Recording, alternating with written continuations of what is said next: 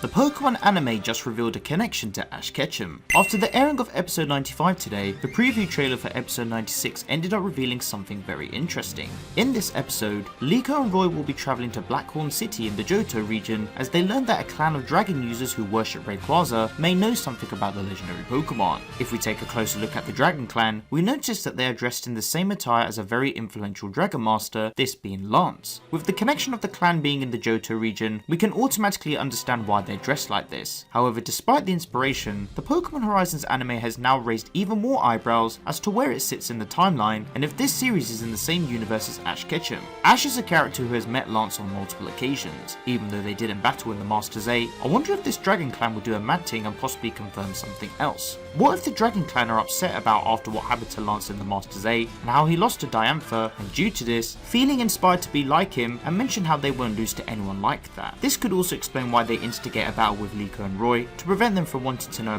more about Rayquaza, as they also feel threatened in some manner. There's also the possibility it could just relate to the episode's plot. When I saw this reference, I thought rah, this was pretty cool, but diving a little deeper, it did make me question about this series and if Liko and Roy are in the same parallel universe to Ash. Let's take a closer look at some more clues. Let's take a closer look at the timeline and how it could relate to Ash Ketchum. First, we have episode 19. In this episode, we see Liko and Roy visit Motorstoke in the Galar region. Motorstoke was first mentioned in episode 100 of Pokémon Journeys, where Ash planned to take a train there from Wyndon to meet up with Go at the Motorstoke riverbank. Now, looking at the city's architecture and surroundings, it doesn't tend to show a lot of wear or aging, implying that not a lot of time has passed from when Ash was last around the city and its proximity. However, the next episode is where things start to become clearer, and this is where we get the full introduction and focus of Kabu, the gym leader of the city.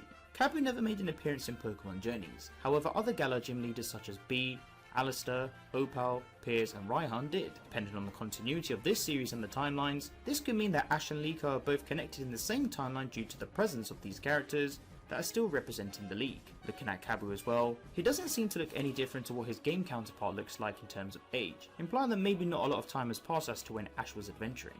The only thing that could have helped concrete being a possible connection is if Kabu mentioned about the Darkest Day plot, and how the Galar region was affected by this, relating to the events that Ash faced during his journey. Plus, we have also seen characters like Cynthia shown in different universes, even alongside another version of Ash, so the possibility of another Kabu existing in another timeline isn't fully ruled out. So due to this, I'm gonna have to put this connection in the maybe section. Next, we have episode 27. In this episode, Liko and her friends come across a character being the ingredient seller. We first saw this character appear in episode 101 of Pokémon Journeys, where they supplied Ash and Go with curry ingredients. As soon as this character was revealed, the community was going ballistic into thinking that it could be an indicator towards Ash and Liko being in the same timeline. However, due to these NPCs not being a single person, and the fact there are multiple of them in the games, it's not as easy as just saying yes as from what we know. Even though Ash and Liko have both visited the Galar region and encountered this character, it could have been that they are just two separate individuals. Plus, if this seller mentioned Ash or referenced him from a previous manner, then that would have been an easy way to validate this. So for this reason, I'm going to put this also in the maybe section. Moving on, we have Captain Pikachu. Besides being another strong Pikachu, there's one detail from this little guy that could imply that Liko is in a different universe to Ash. In episode 44, Freide and Spinal encounter each other for the first time. During their battle, Spinal ends up mocking Freide for using the Pokemon, questioning if Cap even has a chance. Instantly, this gives me the indication that Pokémon Horizons is in another universe, because after Ash's Pikachu helped him become world champion, a battle televised across the world of Pokemon and different regions, surely Spinal or even Freide would have vouched for Pikachu. Unless the explorers are so oblivious and underground about other world events, which I don't think they are, this proves that Cap was an element that could very much imply that Pokémon Horizons is in a different universe. Now let's talk about Lucius. Lucius is a very interesting character, and could play a huge part in proving that this anime series is in a different universe to Ash. Firstly, he is titled as the Ancient Adventurer, as Roy described him back in episode 4. It was then in episode 12 that we learned that Lucius gathered the 6 heroes, which are a group of ancient Pokemon, with 4 of them being legendary. Whilst I understand that Pokémon Horizons has adapted a new plot, surely you'd think that Ash would have even maybe got this plot associated with him in a special episode or movie, right? Plus, if Ash even knew about Lucius, and how strong he is compared to overtowering Tobias, then I think this would have been much more apparent. Of course, with Ash leaving the anime, it doesn't really help his case. So for now, I'm going to put this in the opposite category. This then leads to Terapagos, a very special Pokemon that also could be the key in helping solving the mystery. In the Pokemon Scarlet and Violet games, Terapagos can alter timelines to some extent. As seen both in the games and anime, it has the capabilities of bringing humans, Pokemon and objects, all from other timelines all together at the point of time and space it's currently in. In the anime's case, Terrapagos was able to share visions of Lucius and his Pokemon from the past. I personally think that with all of this amalgamated together with the plot of Pokémon Horizons, it could very much be that Liko is in a different universe to Ash. The plot just seems very diverse to the usual, and with a character like Lucius weighing a great importance on this with Terrapagos, I don't think this could correlate to Ash's journey. Finally, we have Gibeon. The boss of the Explorers was first teased in episode 45, and it wasn't until episode 54 that we got to see him live in the flesh, and how he mentioned how he was aiming to get back to Rakua, a place where Lucius lived happily with his Pokemon.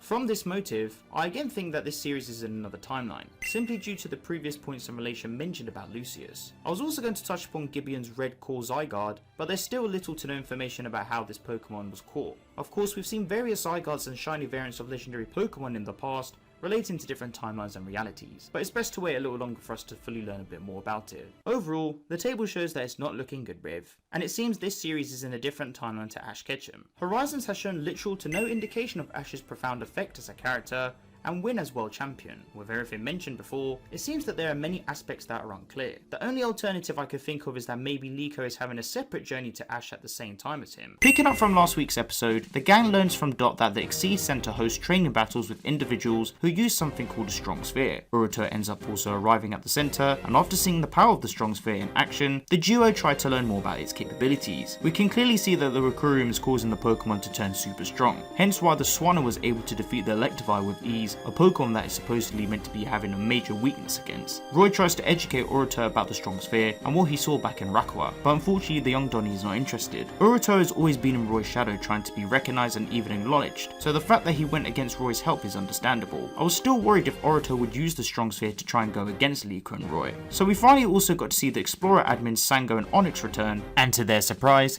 they ended up acknowledging Liko and Roy, which definitely caught them all off guard. Liko and Roy, being the good civilians that they are, didn't accept to use the Strong Sphere, and they went full guns blazing to take on the evil admins. Of course, the duo end up getting thrashed in battle due to the Strong Spheres being used on the admins Pokemon, but I'm really glad Uruto came in to step in and understand the truth of the Explorers in that moment. Agate also ends up shedding some light on the return of the kids, as they try and pinpoint how they can track them down. And this is where we also get to see Uruto joining Liko and Roy on their adventure to tackle the malicious organization. I'm quite relieved he didn't fall for the tricks of the evil team, for now at least. Maybe there is hope for him after all, but overall, it was a decent episode. The plot is slowly starting to unfold with more clues, and it's great to see Uruto join the gang and work alongside them. As always, when subs are revealed, I'll post my full review on Twitter, so if you haven't followed me there already, then you already know what to do. Let's now chat about next week's episode. Episode 96 is titled Clash the Dragon Speed Gang. The summary states the following. Liko and the others learn of an eyewitness account of the Black Rayquaza near Blackhorn City, the home of the Clash of Dragon Pokemon trainers, where they then head there to investigate. They end up meeting a trio of masked Cyclozar riders who appear before them. They call themselves the Dragon Speed Gang, and they seem to know something about Rayquaza,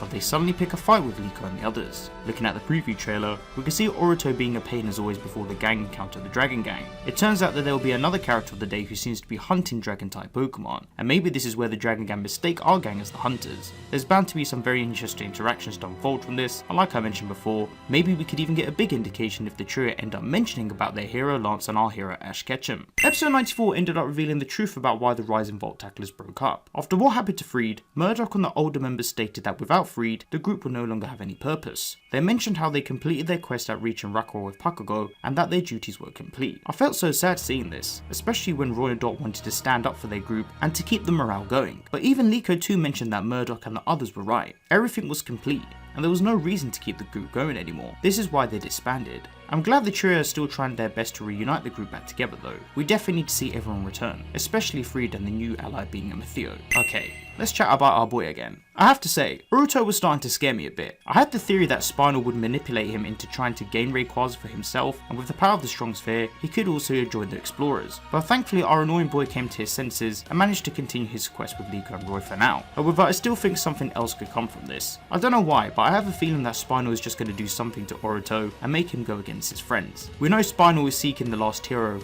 and Uruto's goal is to get that Pokemon being Rayquaza, so I still think some big plot twist can come from this, but time will tell for sure, rude boy. Let's now take a U-turn and talk about Liko's Hatchrim. So back in episode 94, we witnessed Liko terrestrialize Hatchrim and use Psychic Terror energy. Not only was this a really nice change to see, but it also got me thinking about the training these guys have done within the 1 year time skip. We can clearly see that Roy has been perfecting his combo attacks with Killer Watcher and Crocodile, and it's really nice to see that Liko has also been pushing Hatchrim to have more confidence in battle and even terrestrialize. I really like how the Mega Voltage arc is pushing secondary Pokemon and making them more viable in battle. It's all good seeing the aces shine, but having the other Pokemon show off their own developments as well is very refreshing. The next detail could be a fun reference to the cartoon series Gravity Falls. Back in episode 94, when the gang are at the Pokemon Center, they overhear a couple of trainers talking about the Strong Sphere, whose appearance shows a small resemblance to the character from the Gravity Falls cartoon. I mean, it may not be nothing special, and it could just be a pure coincidence, but then again, the Pokemon anime is well known for showing characters with similar designs and aesthetics to other TV shows, so maybe it was an intention after all.